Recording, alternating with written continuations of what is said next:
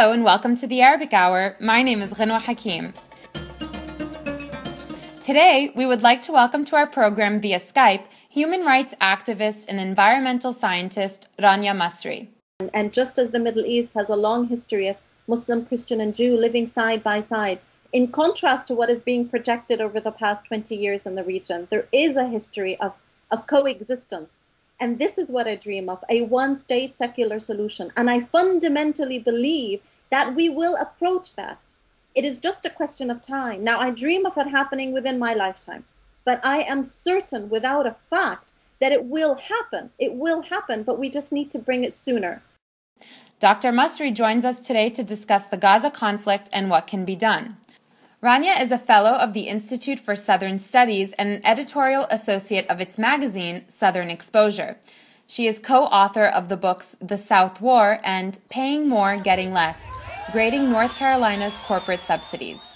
Additionally, Rania is a commentator for radio and television broadcasts on Fox News, BBC, and NPR. In the past, she has served as the Arab Women's Solidarity Association's representative to the United Nations, as the coordinator of the Iraq Action Coalition, and on the board of Peace Action. Our guest interviewer is a pro-Palestinian rights activist, Jeff Klein. A longtime friend of the Arabic Hour, Jeff is no stranger to the situation in Gaza and was on one of the Gaza flotillas organized to break the siege on Gaza and deliver humanitarian aid. Hello, everyone, and welcome to the Arabic Hour. My name is Jeff Klein. We're honored to present a guest today who has extensive knowledge of Palestine and the region, the Levant region. But before we get to that interview, I just want to remind our viewers that we're now almost a month into the Israeli attack on Gaza, in the 9th year of the Israeli siege of Gaza, and of course decades more of Israeli occupation and dispossession of Palestinians. For our American viewers, we ask that you take some action to make sure that our government knows you're opposed to our underwriting of this siege today and the long-term dispossession of Palestinians with our American tax dollars. And we urge you to contact your representatives in Washington to make it clear that the U.S. should not be underwriting this massacre that's going on now and the longer-term occupation of Palestine. We have with us today someone that our viewers may have seen for the first time recently. Her name is Rania Masri, and she's well known in academic and analytical circles about the Middle East, but many of us saw her for the first time in a video of her speech at a Gaza protest rally in Austin, Texas, a week or so ago, in which she made a very effective and fiery condemnation of Israeli war crimes in Gaza. And we're going to see a clip of that speech a little bit later. But meanwhile, Rania, welcome to the Arabic Hour. Thank you. My pleasure to be with you, Jeff. Thank you. We're honored to have you.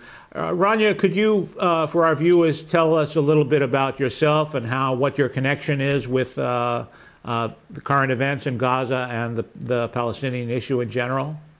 Well, I've been active in the United States on issues of peace and social justice since 1993, primarily against the sanctions on Iraq and, of course, most definitely against the occupation of Palestinian lands and the apartheid that's been enforced against Palestinian people.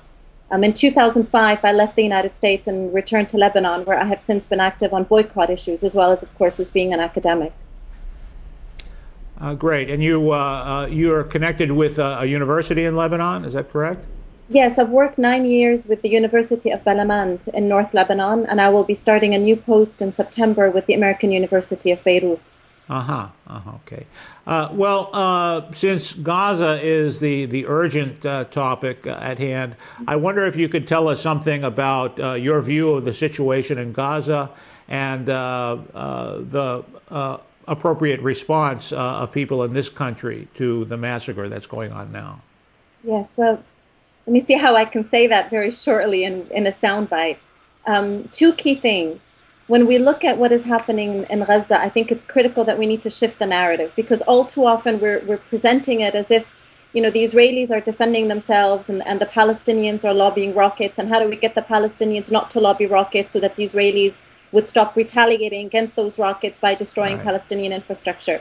And if we look at that frame, then we've already lost, because actually we need to place it within context. And the context is the siege and the fencing off of Gaza that actually began after the signing of the Oslo agreements in the early 90s, and the siege that began in 2005. That is the framework that we need to be placing it in. We need to be placing it within something quite revolutionary, which is within the human rights discourse. Palestinians are asking for their human rights. They're not asking for something remarkable. They're asking for the international community to recognize them as full human beings, which therefore means that they do have the right under international law to resist occupation and to resist oppression by all means possible. They are also asking for the application of international law, which means that the siege is illegal and must be lifted, which means that the destruction of Palestinian homes and infrastructure and the killing of more than 1,900 Palestinians until today has to have some consequence. So this would be how I would look upon Gaza. The second issue would be recognizing fundamentally that what is happening against the Palestinians in Gaza is not an exception. It is the realization of Zionism. It is exactly what has been happening to Palestinians throughout the occupied territory, and to a lesser degree what's been happening to Palestinians within the state of Israel. This is the focus that we need to be putting it in. We must not allow the mainstream media or others to separate Gaza from Palestine. Gaza is an integral part of Palestine. 80% of the Palestinians in Gaza are refugees from within 1948 territory. So again, we cannot look at Gaza without looking at all the Israeli crimes, inclusive of the Israeli crime of apartheid. I think that's a very apt point to make. You know, in American history, the equivalent would be talking about the violence of resistance to slavery without ever talking about slavery itself. I often speak to church groups about this issue, and imagine if you began talking about U.S. history with Nat Turner's revolt, which actually resulted in some innocent people being killed, but without talking about the background of slavery. That's kind of the equivalent of talking about a few homemade rockets launched from Gaza without talking about 8 years of siege and decades of occupation. And it resonates with Americans, too, if you think about it. But unfortunately, when it comes to Palestine, memory is short, and the mainstream media narrative tends to focus on the immediate event and always listing Israel as the defensive party, as defending itself. And of course, you're very right that when you step back and take a longer view, it's certainly not the Israelis and the Zionists that are the victims, it's the Palestinians. Actually, Israel cannot even claim self-defense legally, because an occupying state cannot claim self-defense against a territory that it occupies. So even when Israel speaks the language of defending itself, it falls flat in international law. And I would say it falls flat in moral decency. You know, it would be as if I'm being raped and the rapist is claiming self-defense because I'm scratching his eyes out. So it fails completely within that language, and we need to hold that accountable. We also need to hold the mainstream accountable for another crime that the mainstream media is doing. If you notice, they always use the active voice when Israelis are killed, and they always use the passive voice when Palestinians are killed. So somehow Palestinians seem to die from natural causes. Buildings fall, Palestinian lives are lost, versus, Israelis are threatened by Palestinians. They affirm that very strongly. But when Palestinians are killed, it seems we somehow just naturally die. We need to hold the media responsible for those crimes. And I use the language crime because it is a crime to be complicit in this crime of ethnic cleansing and this crime of genocide and this crime of apartheid. And unfortunately, too many of our media outlets, most definitely including the New York Times, are guilty of that. I mean, I agree. And I remind our U.S. Viewers that in the attack on Gaza, every plane and every bomb is made in the USA and supplied free of cost to Israel. So that whether we as people in this country, the U.S., consider ourselves responsible or not, we are, because our political structure is enabling this situation and our tax dollars are paying for it. Yes. So how, as someone who's been in the United States for a long time, how do you think, what can we do to change this narrative in public, to make it more closer to reality and expressing the situation of the Palestinians and the Israelis as it actually is? That's a difficult question, considering I believe we don't live in a democracy in the United States. I believe we actually live in an oligarchy where we purchase our representatives rather than our representatives representing us. What is critical in the United States are several-fold. One is to organize very effectively against the mainstream media, so to try to create inroads with those structures, the New York Times, the Washington Post, the Chicago Tribune, the Boston Herald, etc., to try to move them toward an accurate representation. And in parallel, to actually build a strong alternative media, be it Democracy Now!, be it your station, be it others, to try to actually present the truth more powerfully. On the second level, I believe it is absolutely critical for people to truly be organizing more and more effectively in this country, which means twofold. One, to organize in the boycott, divestment, and sanctions movement, to completely boycott all economic goods that come out of Israel, be it within the illegal settlements or be it within Israel, to organize fully an academic boycott, an athletic boycott, a cultural boycott, to take that BDS as strongly as we can, and to parallel that with organizing across other struggles in this country. I mean, if we take into consideration that the same company that built the apartheid wall in the occupied territory in the West Bank actually built the border wall between Texas and Mexico. If we take into consideration that it's the same security firm, G4S, that creates material and does training for soldiers at checkpoints in the occupied territory, that also does training and does a lot of work within the United States on so-called security issues. We have a lot of connecting of struggles that we need to be doing, not just as Palestinians, not just as activists that are connected to this struggle, but also as people of color, as people who are opposed to racism, as people who believe in justice and equality. So I would argue on those three fronts. One, to try to pressure local media to build alternative media. Second, to work very effectively on BDS, and BDS has been growing very, very powerfully just over the past few months, let alone the past few years. And third, to connect our struggles to other struggles against racism and for justice in this country. Thank you. You know, here in Boston, there is a BDS movement that is small but growing. And of course, across the United States, you could say the same, although BDS is much more powerful, as you know, in Europe and other parts of the world. But even though, granted, most of our viewers understand that there are limits to democracy in the United States because of the influence of money and organized interest groups, ultimately, it's the U.S. government that is making the policy and the decisions that support Israeli occupation and attacks on Gaza. And so what, in your view, and I'll add my own because I'm involved in this process of at least attempting to raise the issue with our representatives in Washington, what's the likelihood and what are the possibilities for changing that policy? After all, underneath the companies that are supporting Israel is U.S. government policy and U.S. money that's behind it. So what do you think we can do to change U.S. policy? Well, I mean, if we look at the latest vote, the giving of $225 million of U.S. taxpayer money to this Iron Dome, we actually had 8 representatives, 4 Democrats and 4 Republicans in the House of Representatives that voted against it. And I think it becomes very necessary for us to call up those representatives and say thank you. And it's very easy for your listeners to find out who they are and to access them and to just send them a thank you. Fundamentally, though, I think when it comes to changing Congress, be it representatives or senators, what we need to be doing is looking at this as more of a marathon rather than a sprint. Because I think it's extremely difficult to actually get these representatives who have sold their conscience to the highest bidder, be it AIPAC or be it the aerospace industry or be it other lobbyists, to actually convince them because they're not interested in the truth. And we haven't developed enough of a power base to face them with that power. We are not yet that strong of a movement in this country that we can go to them and we can say, look, you have to listen to what we are saying or else. Okay? So until we develop that movement, or fundamentally as we create that powerful movement, we also need to create a democracy in this country, which means try to strengthen a third political party, given that both the Democrats and Republicans are extraordinarily similar in their politics, be it domestic or foreign. How do we build that third political party?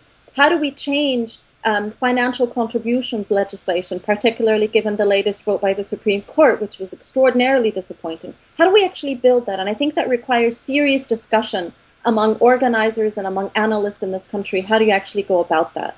How do we actually try to reclaim a democracy in this country, recognizing that that's a marathon movement? But in the meantime, we can continue to build this grassroots support. We can continue to transform institutions, be they city councils, be they universities, be they unions, try to move them more and more toward a stance of justice on this issue, while at the same time trying to actually build a democracy in the United States, a truly representative, egalitarian democracy, and not a by your own representative democracy. Yeah, of course I agree. Personally, I'm very much involved in this long-term project of building a kind of political infrastructure to challenge the influence of AIPAC and the rest of the Israel lobby. And of course, it's not a short-term project. It's something that will take a long time and mobilization of many more people that are now mobilized. But in my view, we have to begin to challenge the prevailing policies in Washington and challenge even so-called progressives who bend, as you say, to the wishes of the Israel lobby.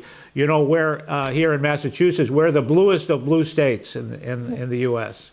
We have all of our representatives and both of our senators are Democrats and will be for the foreseeable future, including someone who is considered to be a progressive star in the Senate, Elizabeth Warren.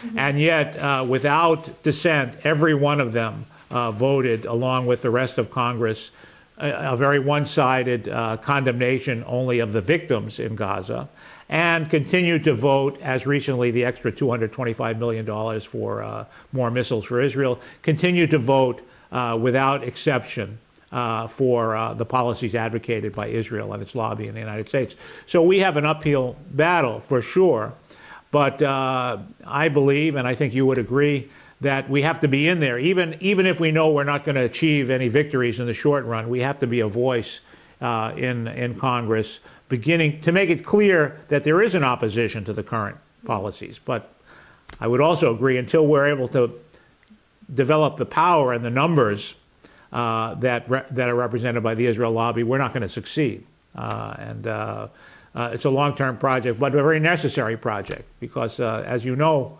South African apartheid ultimately, of course, was attacked by its own BDS movement over decades. But what was the final straw is when governments and the United Nations signed on to that, the sanctions. That made it irreversible. Even the U.S. Congress ultimately signed on to sanctions against South Africa over Ronald Reagan's veto. So ultimately, that's going to be what the tipping point is, when governments feel that they have to change their policy. Would you agree? Governments are moving in that direction. I mean, last week, the foreign minister from Finland said that sanctions against Israel must be an option on the table. This was the first time any European government had even said the word sanctions on Israel in the same sentence. So we're moving there. The statements that are coming out of Latin America are tremendous. I mean, we have the president of Bolivia yesterday who went on record as supporting the boycott, divestment, and sanctions movement against the state of Israel. This is very, very powerful. And no matter how much we can try to weaken the Bolivian government or look down upon the Latin American governments, the fact that we have a president actually standing on record as supporting the boycott, divestment, and sanctions movement, I think is remarkable. So we're seeing these moves, not only from the vast majority of Latin American governments, but also we have these pockets in Europe, be it Finland, be it Spain, that is now reconsidering its arms sales to Israel, given, of course, Spain only sells 1% of the weapons that the Israeli military needs comes from Spain. But nevertheless, we have more than 1,000 academics in Spain right now declaring that they want a boycott of academic institutions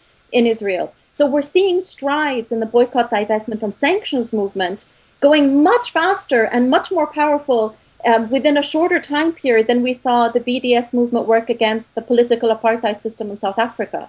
So again, there is significant hope coming from that, significant hope. I just want to say one thing regarding elections. All too often, too many of us just vote once every 4, once every 6 years, thinking that if we vote in the election, that would make a difference. And I argue that's where we make the least difference. If we are intent on voting, we should vote in the primaries. And then we should vote even before the primaries. There's very few people that actually vote in the primaries. So getting more people to vote in the primaries might actually tip it so that we can actually have a progressive running, and not these progressives, except for Palestine, that continue to appear, but a real, consistent, non-hypocritical progressive may actually win the primary if we actually have more people voting in the primaries. Yeah, that's a good point. Part of the problem is that among Palestinian solidarity activists, many of them focus only on one aspect or another of the struggle, and it's pretty common that they kind of wash their hands of sort of the dirty politics of policy in Washington, electing people. We have kind of a step forward in that there's going to be a big Gaza protest rally here in Boston on Monday. Mm-hmm. And originally, the sole target of it was Hewlett-Packard Company, which is one of the high-tech companies that enables the occupation and supplies a lot of military software and hardware to Israel. They're having a convention in Boston. But there was a decision made, and this is a departure, a good one, to start the rally at the Federal Building in downtown Boston. That is, to make the connection between U.S. government policy and corporate policy that's benefiting from Israel. So I think this is a step forward. People are beginning to understand that it's one struggle, and you have to link both the political and the corporate struggles, part of it. And also, it's very encouraging, as you say, all over the world, the issue of sanctions and opposing Israeli policies is growing very rapidly. And similarly to the struggle against South African apartheid, it was the U.S. government that was the last to join. And it was the straw that broke the camel's back, so to speak, because when they lost the U.S. government, it was all over, and they understood that they had to negotiate a transition. And I think the situation with Israel is pretty similar.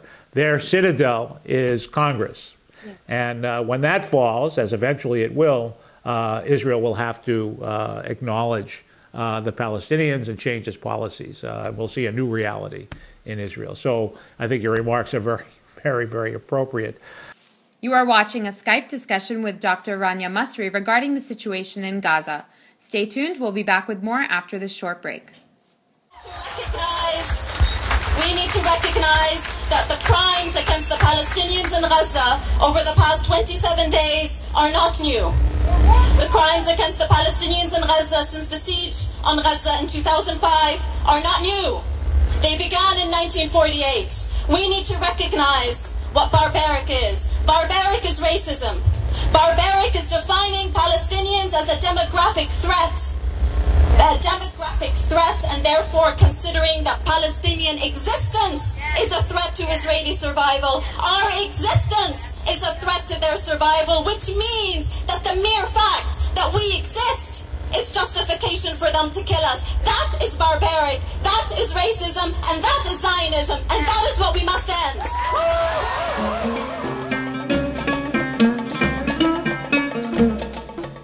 You are watching The Arabic Hour, a program of news, views, culture, cuisine, and the Arab American experience. To view today's program or any previous programs, log on to our website at www.arabichour.org. It seems President Obama and his administration consider the abduction of an invading soldier from an occupying army to be barbaric. But the massacre of more than 1,600 Palestinians in their neighborhoods, in their homes, in their schools, in their hospitals, in their playgrounds, on their beaches is not barbaric. It is barbaric! We need to tell Mr. Obama what barbaric is. Barbaric is the Israeli destruction of more than 70 families in Gaza. More than 70 Palestinian families have been lost. Barbaric is that 300,000 children in Gaza have lost either their home or a loved one. 300,000 children. Barbaric is that hospitals are targeted. 6 out of 9 hospitals in Gaza are closed, and Israel is threatening to attack the rest. Barbaric is that entire neighborhoods have been destroyed, labeled what one journalist called apocalyptic. Barbaric is we have 500,000 missiles dropped on an area smaller than 260 square kilometers. Barbaric is that it has been the Zionist policy to destroy destroy the economy in Gaza. That is why they bombed the electrical power plant. That is why they are bombing the water infrastructure. That is why yesterday they destroyed an ice cream factory. Barbaric is the siege that has been imposed on Gaza since 2005 and the fencing off of Gaza since 1995. Barbaric is that the objective of this siege is deliberately to destroy the economy of Palestinians in Gaza, to cripple them, to break them. That, Mr. Obama, is barbarism. Barbaric, Mr. Obama, is what is coming out of Israel right now, which is open calls for the genocide of Palestinians in Gaza. This is what is written in Israeli newspapers. That is what is called by the current Deputy Prime Minister who calls for that against the Palestinians in Gaza. But none of this is new for us Palestinians. We have seen it before. We have seen it before. We are not surprised. I wish we were. But none of the things that have happened against us in Gaza or in Ramallah or in Quds are new. Barbaric, Mr. Obama, is Zionism. Zionism, which stated just what Golda Meir said, Israel's fourth prime minister, that there is no such thing as Palestinian people. Barbaric is to deny our identity and to deny our existence. Barbaric is what Menachem Begin said in 1969 when he called Palestinians beast walking on two legs. Barbaric is what historian Benny Morris says, a historian who recognizes that every single Israeli village and Israeli town is built on Palestinian villages and Palestinian towns, and yet he justifies this genocide and his ethnic cleansing, and he recently called for the ethnic cleansing of Palestinians in Gaza. That is barbaric.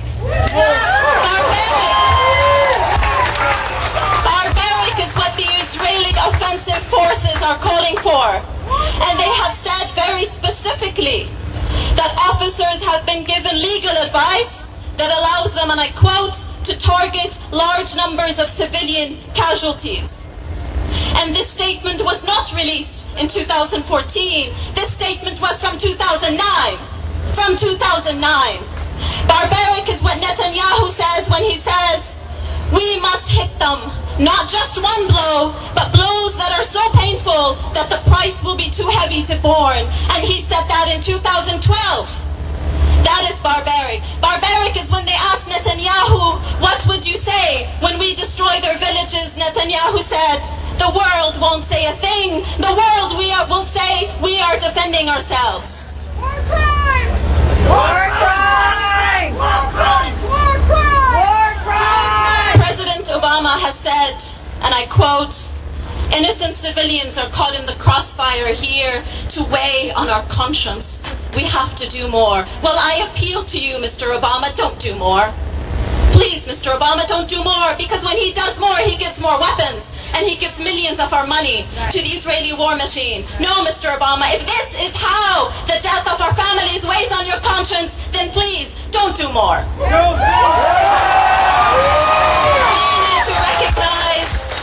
We need to recognize that the crimes against the Palestinians in Gaza over the past 27 days are not new. The crimes against the Palestinians in Gaza since the siege on Gaza in 2005 are not new. They began in 1948. We need to recognize what barbaric is. Barbaric is racism. Barbaric is defining Palestinians as a demographic threat. A demographic threat, and therefore considering that Palestinian existence is a threat to Israeli survival. Our existence is a threat to their survival, which means that the mere fact that we exist is justification for them to kill us. That is barbaric, that is racism, and that is Zionism, and that is what we must end. We are here together to say we demand an arms embargo on the state of Israel. We demand an arms embargo on the state of Israel. We are here to say we demand the International Criminal Court and the International Court of Justice take the Israeli war criminals to justice for the crime of genocide. We demand an end to the occupation, and we demand put an end to racism. We stand with the foreign minister of Finland who said sanctions against Israel must be on the table.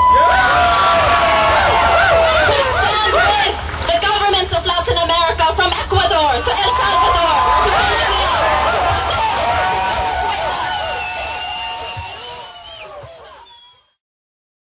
I wonder if you could talk a little bit more specifically about the siege of Gaza and the situation there now, both politically and militarily.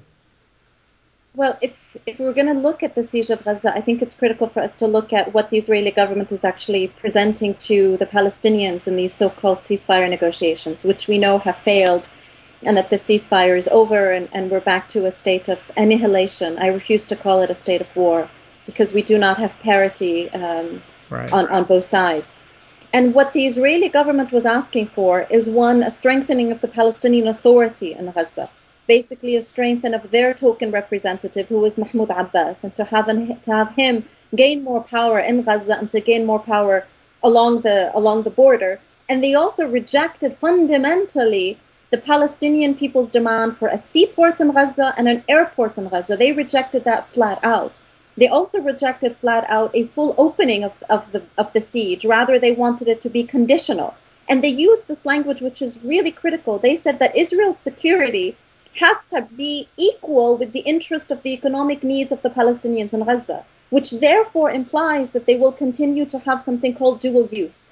So anything that they believe could be used against Israel's security, i.e. anything that could be used to build a tunnel, to build a rocket, so on and so forth, would be prohibited and would not be regarded as being necessary for, quote, the Palestinians' economic needs. Now, those of us who were active in the Iraq sanctions movement know how difficult it is to define dual use. And once we get into this aspect of dual use, that means we are prohibiting a population from having industrial expansion, from having real constructional expansion, from having any cancer medication, so on and so forth. So we're not even allowing any kind of real sovereignty within the territory. And this is what the Israelis are offering, versus what the Palestinians are calling for is actually a partial compliance with international law, not even a full compliance, just a partial compliance with international law. Because we have to remember, the siege is illegal. The naval blockade that the Israeli government and the Israeli military enforces against Palestinian fishermen, not even allowing Palestinian fishermen to fish within Palestinian waters, is illegal. The blockade by land, by air, by sea is illegal. And what the Palestinians are offering is, okay, let's have a seaport, let's have an airport, let's offer that kind of economic sovereignty. Let's have an opening of the border, and you can have international representatives there. And they also said that you can have the United Nations control the seaport and the airport. So they're also giving up some of their legal, legitimate sovereignty as a compromise. This becomes critical when we want to examine who's actually being belligerent and who's actually being compromising. The Palestinians cannot compromise anymore. The siege that has been imposed against the Palestinians denies them any economic growth. We have unemployment that is so high that more than 50% of the Palestinians in Gaza are in desperate need of food aid just to survive. We have the complete collapse of the wastewater infrastructure, the water infrastructure, and the electrical power plant. All of these have been destroyed, and material to rebuild them has been banned. We have seen since 2005 until now a deliberate plan by the Israeli military to destroy all aspects of Palestinian economy. This is why more than 140 factories were bombed this past month in Gaza. 140 factories, including a paper factory, ice cream factories, so on and so forth. In 2012, the Israeli military killed more than 30,000 chickens in Gaza. 30,000 chickens. Okay, not because they consider chickens to be a terrorist state, but because the chickens afforded a kind of economic sovereignty and nutritional sovereignty for the Palestinians. So when we look at this, and if any of us are calling for the end of the bombardment without calling for a lifting of the siege, then we're basically saying we want the Palestinians to die quietly rather than to live. What the Israelis want is a calm within Israel. A calm within Israel means we'll continue suffocating the Palestinians, let them continue to die from malnutrition, let them continue to be denied their freedom of movement, their economic freedom, their educational rights. And so as long as they don't bother us, which is completely abhorrent to international law. The siege has to be lifted. Again, just as we organized in the 90s against the sanctions of Iraq, and we were organizing very strongly, calling the sanctions against Iraq a genocidal act, an act of genocide against the population in Iraq, it is the same with regards to this siege that is criminal and genocidal and designed deliberately to destroy all aspects of economic growth and educational growth and sovereignty for the Palestinians in Gaza. It has to be lifted, absolutely. Now, let me ask you, Israel and its supporters point out that only 2 of the 3 land borders of Gaza are controlled by the state of Israel, and the 4th being the Rafah crossing leading into Egypt. And they kind of wash their hands and say, it's not just us, it's the Egyptians are equally responsible for the siege. How do you respond to that? I have to say, as an Arab, I respond with a great deal of shame, because they are correct. The Egyptian government, ever since Anwar al-Sadat, has been moving more and more and more to the right, with increased oppression against Palestinians, both within Egypt and the Palestinians in Gaza, since Anwar al-Sadat. It's not something new. What General Sisi is doing now in Egypt isn't new.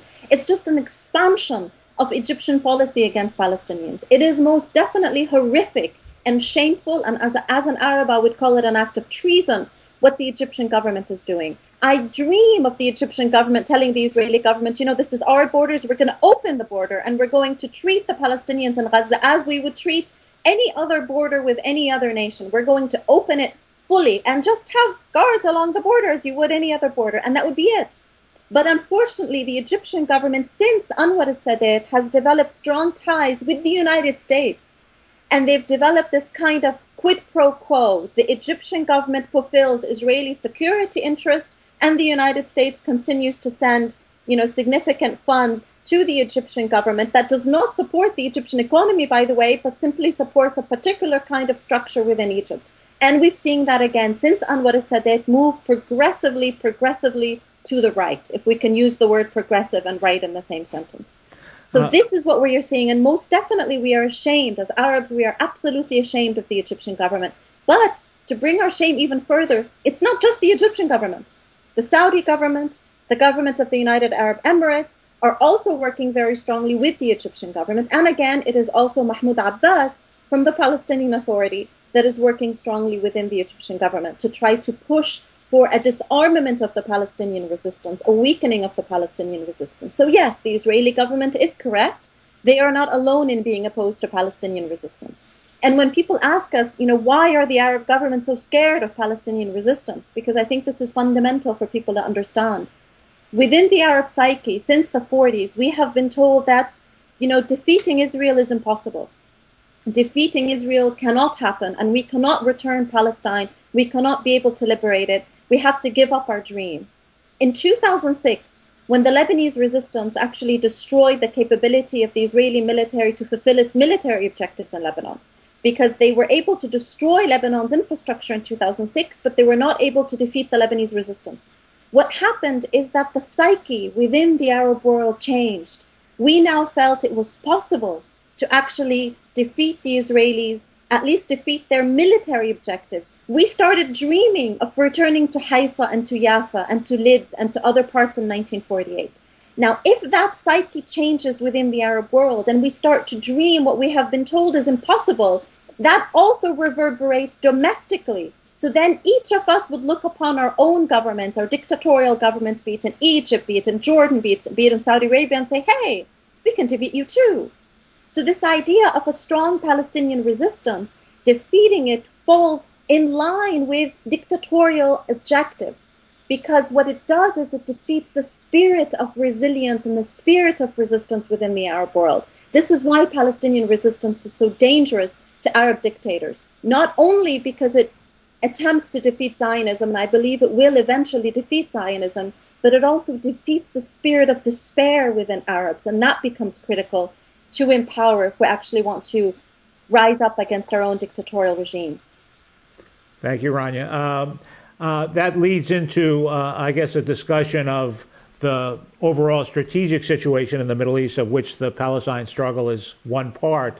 And I'm glad you alluded to not just to Egypt, but the states beyond the borders of Palestine and Egypt that are effectively supporting the Israeli policy. Do you see any change coming in that geopolitical lineup, where in effect Israel is part of an alliance with the U.S. and Egypt and some of the other Arab regimes? Unfortunately, the only specter of hope that I believe exists is within the unity of the Palestinian resistance, within the Palestinian resilience, within the Palestinian spirit, and within the growth of the boycott, divestment, and sanctions movement internationally, and the support from certain governments internationally. But if we're going to look at it regionally, and within, a political sense regionally, unfortunately, there's a great deal to despair.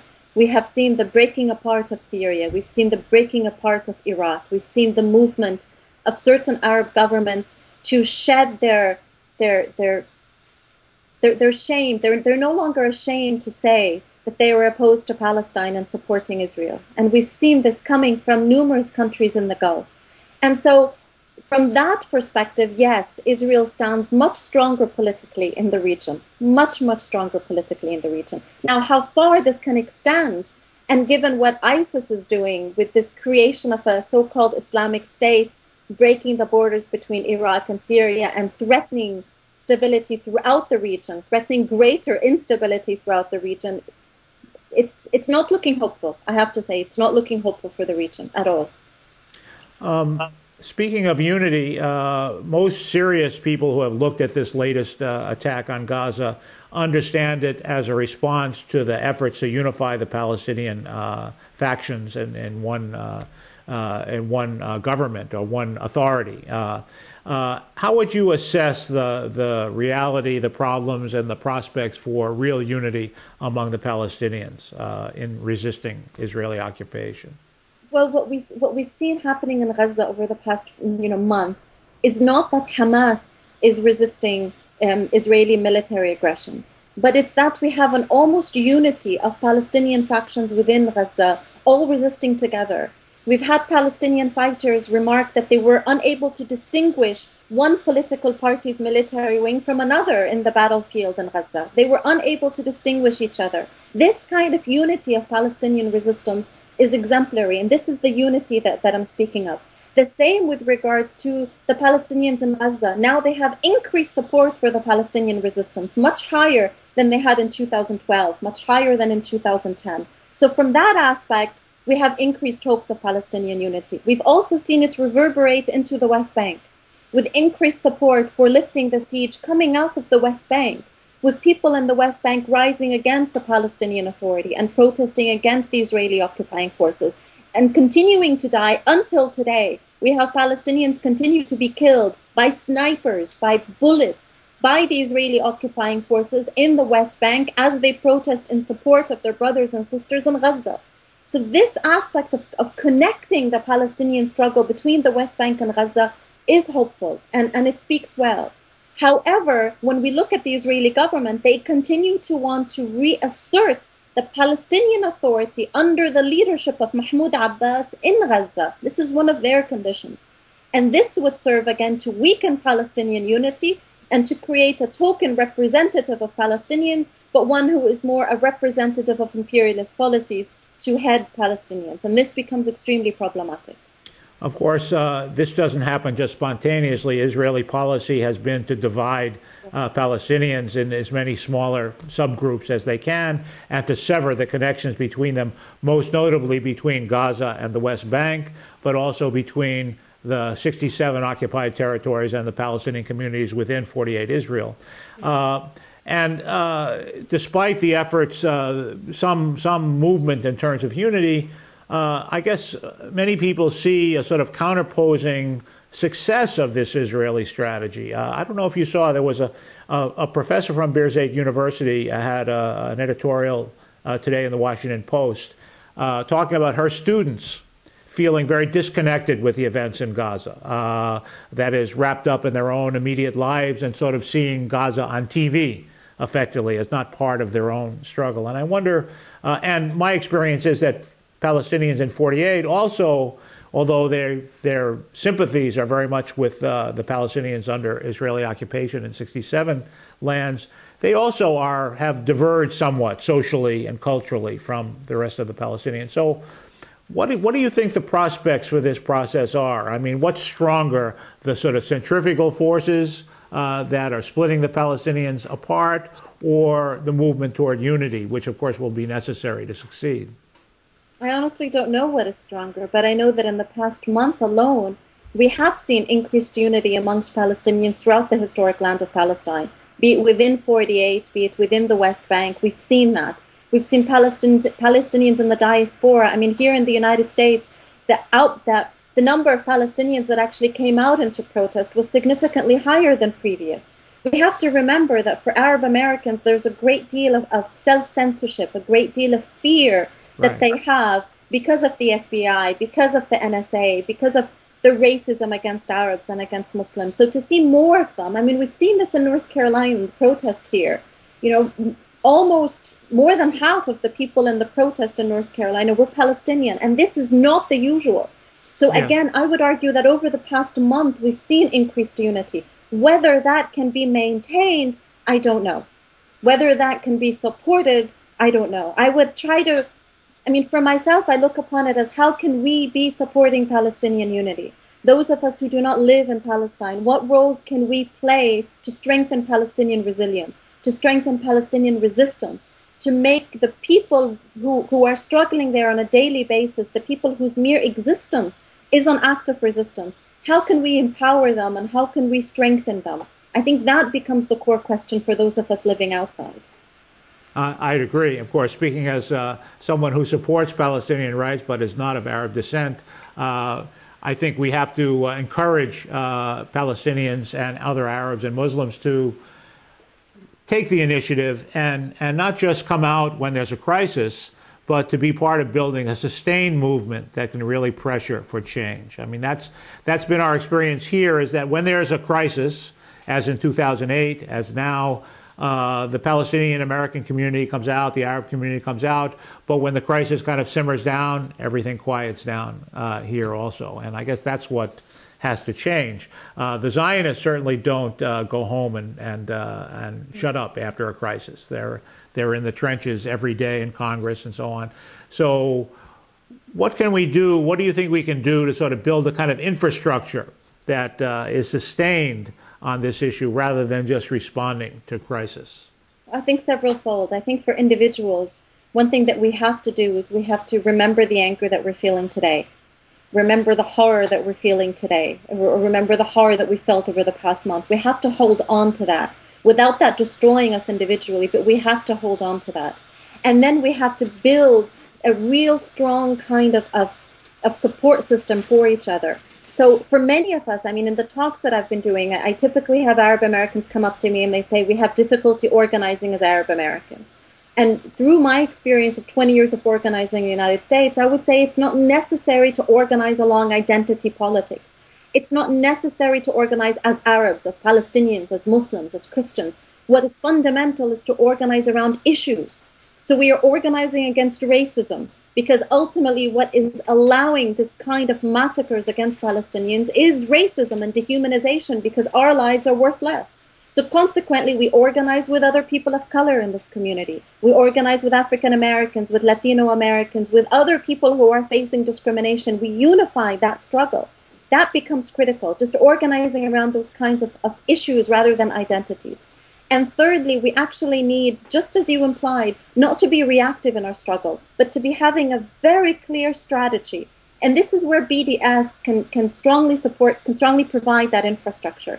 So we pick an economic goal that we want to boycott and that we want to target. And we pick one that is winnable. And there are so many. I mean, we've seen Starbucks and Garnier come out in the last week to say, we don't support, we don't support. The fact that they actually have to say we don't support is evidence how much they fear the boycott, divestment, and sanctions movement. So particularly now, I mean, the universities are going to start in a week or two. Now is the time for people to mobilize in their academic institutions and to push for divestment resolutions. Now is the time for people to organize within their unions and push for divestment resolutions, for people to organize in their community and cleanse their supermarkets of products that come from Israel. There is so much infrastructure that is available for people to do, but we have to be organizing around a particular strategy that we can actually have indicators of success for, and not simply to be organizing yet another protest. Protests are a means, but they should not serve as the end. And this is what we need to remember as organizers here.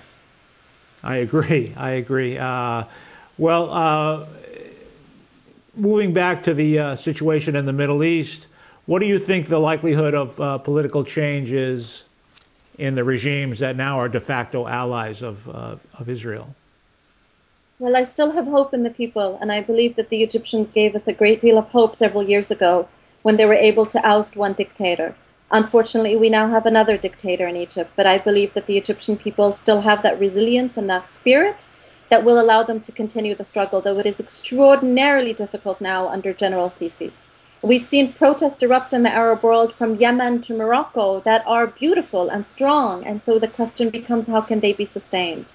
So there is hope, but that's because there is hope in people themselves, and Howard Zinn taught us that. Numerous other historians taught us that when we look at activities and we recognize them to be this growth of a movement that we don't quite know where the tipping point is, then we can get hope from each other. The question then goes back to us, those of us living in the United States. How can we support people around the world that are fighting for democracy and that are fighting for their human rights? How do we ensure that they are not dehumanized and they are not enveloped within this racism that unfortunately is really growing in the United States? I agree, and I guess in that sense, the problems we face in the United States of changing policy and in the Middle East are similar. You remember, of course, at the high point of optimism of the Arab Spring, the slogan from one country to another always began with, "The people want." Yes. Ashab yurid. And of course, that's the same here, too. And until what the people want is what determines what the governments do, we're not going to succeed in changing the balance of policy either here or in the Middle East. And I guess democracy is the answer. If we have democracy, the policy will follow, both in the United States and in every Arab country. Yes, most definitely. So just stepping back for a moment, assuming we could move in this progressive direction, what's your vision for an optimistic outcome in the Middle East? My dream, how do I see it being solved? Yes. If I had ultimate power, as I would ask my students, if you were God, what would you do? I dream of a one-state solution. I dream of a secular state in the land of Palestine, a state where the way one chooses to worship God, or if one chooses to worship God, makes no difference institutionally, makes no difference to one's rights. I dream of a state where Palestinians are able to return to their villages. There is space for them. There is space. It's not an issue of lack of physical space. And Palestinians have a long history of living side by side with people from other ethnicities. And just as the Middle East has a long history of Muslim, Christian, and Jew living side by side, in contrast to what is being projected over the past 20 years in the region, there is a history of coexistence. And this is what I dream of, a one-state secular solution. And I fundamentally believe that we will approach that. It is just a question of time. Now, I dream of it happening within my lifetime, but I am certain without a fact that it will happen. It will happen, but we just need to bring it sooner. And we need to bring it sooner before climate change destroys all of us in the next 100, 150 years also. Thank you, Rania. Of course, we know from U.S. history that the dream has to come before the reality. And have to dream the impossible to make it real. And we hope here in the United States, and of course for the people all over the Middle East, that that dream will be realized. I want to thank you very much for appearing with us on the Arabic Hour, and we hope to see you again before too long. Most definitely. Thank you. That was a Skype discussion with Dr. Rania Masri, a human rights activist and environmental scientist, discussing the current Gaza conflict and what can be done.